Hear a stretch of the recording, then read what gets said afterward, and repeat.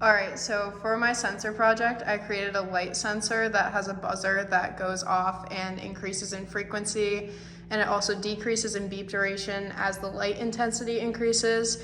This can be applied, and my inspiration came from as an alarm clock. So as the sun rises in the morning, for people who, for whatever reason, want to wake up right at dawn, their buzzer goes off as sunrise occurs. I also installed a snooze button, which is currently set to 5 seconds in duration, but it can be changed to a longer duration to be more realistic. So to show, I'm going to use a phone flashlight to show the light detection. So you can see as the light is started to be detected by the sensor, the beeping starts to go off. And as I get closer, it's going to increase.